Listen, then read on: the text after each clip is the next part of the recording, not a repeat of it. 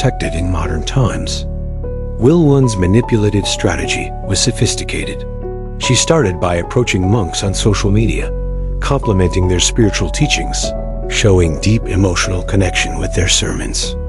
After gaining their trust over a few months, she gifted them luxurious presents, most notably a Toyota Alphard worth 3 to 4 billion Vietnamese dongs, explaining that it would help the monk travel for preaching. Once the relationship deepened and intimate content was exchanged, she began blackmailing them. For emotionally vulnerable monks, she played the role of a devoted girlfriend, pleading for money to raise her child.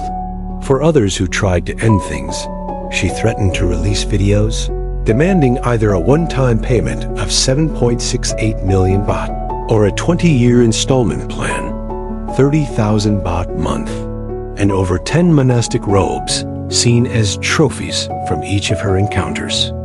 On July 8th, Wilwan's home was raided. Police seized 5 phones, 80,000 images, 5,600 videos.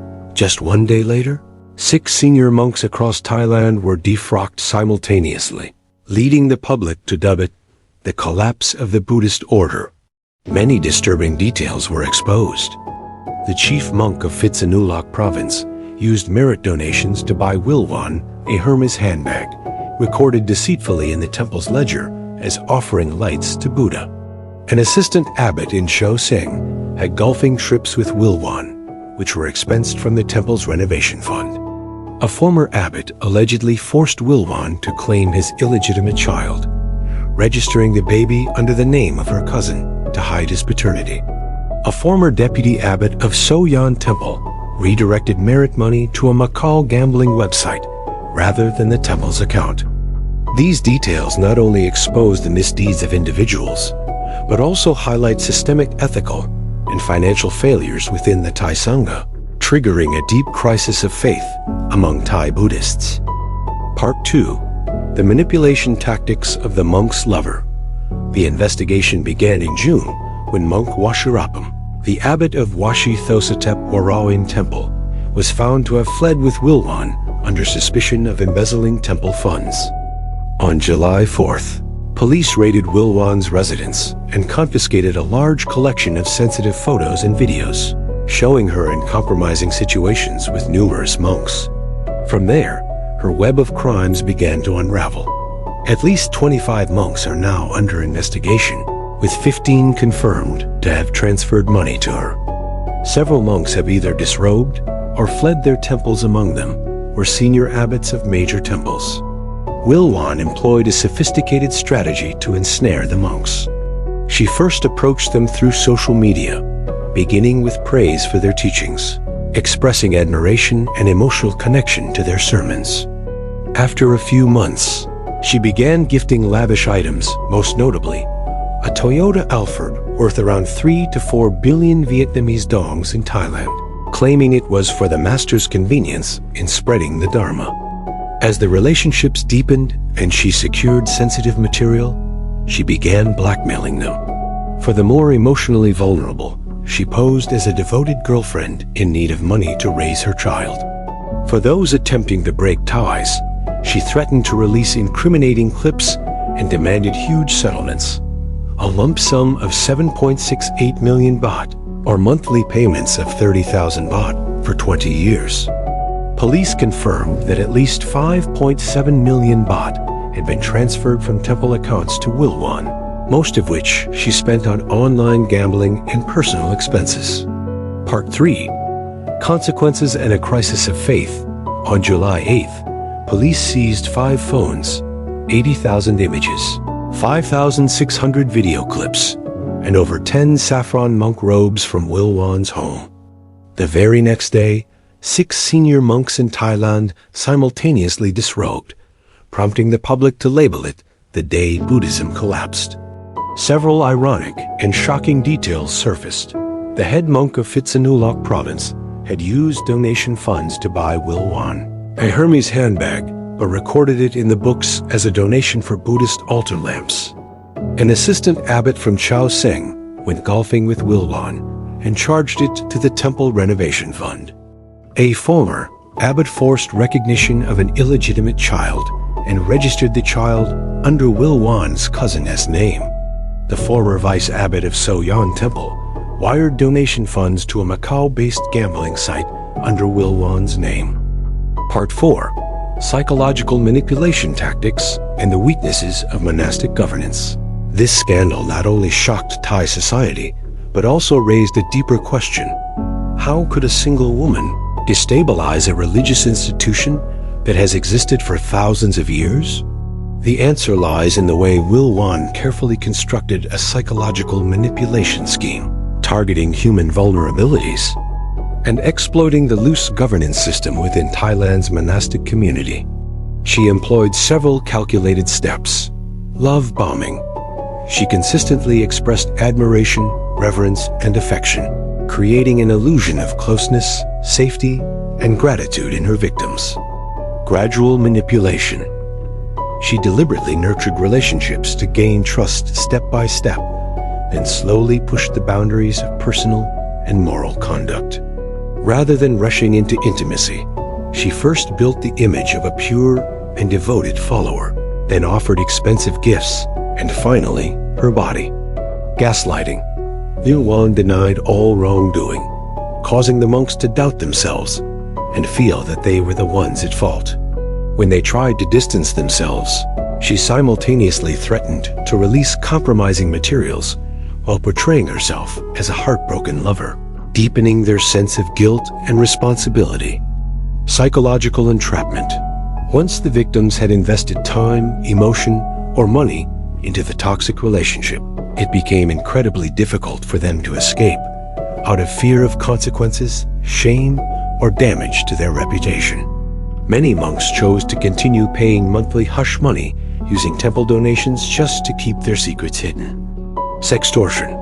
She threatened to release sensitive images or videos to extort money or force compliance.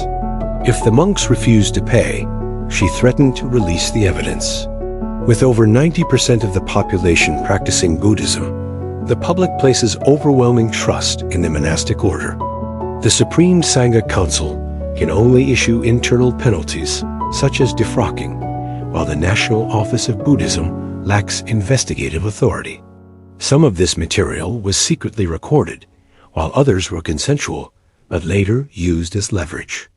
At the core of this collapse is the fragile power and financial control structure within the Thai Sangha.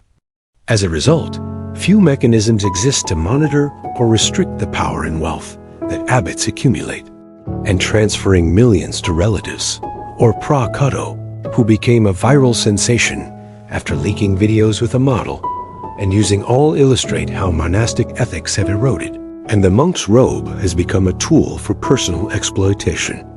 Hundreds of millions of dollars in merit donations flow into temples annually, but no independent audit system is in place. Abbots have full control over temple finances, land, and personnel, blurring the line between religious service and personal gain, and making it easy for greed to take root. The Will Wan case served as a massive wake-up call, exposing cracks in the faith structure that had built up for years. While the investigation is ongoing, the deep cracks in public trust among Thai Buddhists have already become painfully clear. Previous scandals like the monk Pra Kum hiding gold bars, burying cash, merit funds to silence her, along with ongoing reports of monks driving luxury cars, using drugs, committing assaults, and even rape, the Thai government has responded urgently, launching a review of the criminal records of all 300,000 monks nationwide, establishing a hotline for reporting misconduct, demanding financial transparency from temples, and proposing sweeping reforms of the monastic legal system. Will Wan now faces charges of money laundering, extortion, and receiving illegal assets. Part 5. Faith. When the light of truth is obscured in psychology, faith functions as a mental defense mechanism that helps individuals find a sense of safety in an unpredictable world. Especially in the context of religion, faith is more than a conceptual acceptance. It becomes a sanctuary where people place their hopes, seek salvation, and find inner peace. However, This very mechanism can be easily exploited when the light of truth is deliberately obscured by those who invoke the sacred to serve their own interests. In the scandal of the Thai ghost monk, the once revered symbols of monks, abbots, and temples became masks for profiteering, deception, and manipulation.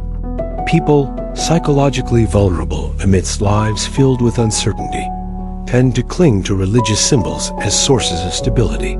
As a result, they are more likely to place blind faith in those donning saffron robes without questioning or seeking verification.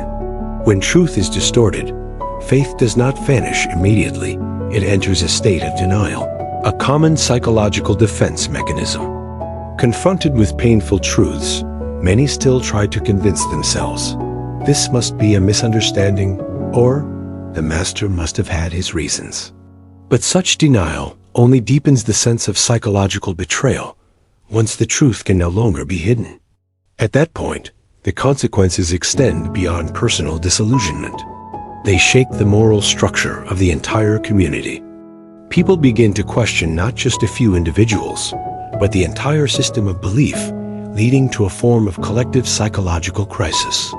In such a situation, restoring faith requires more than just transparency and justice. It demands spaces for honest dialogue, where people can understand faith is sacred, but it must not be blind. The light of truth may sometimes flicker, but if it is protected with awareness and the courage to face reality, it will never be extinguished. A warning from the invisible world? Amid the whirlwind of scandal, what the public sees is only the surface. Billions in donations, leaked and edited clips, and the exposed names of monks once revered. But beneath that chaos, something far more fragile is quietly breaking faith. That invisible treasure, once held dearly by millions with hearts turned toward goodness, is now shattering in silence. Could this be more than just a scandal in the monastic world? Could it be a warning whispered from the unseen realm where karma, rebirth, and spiritual awakening cry out in silence?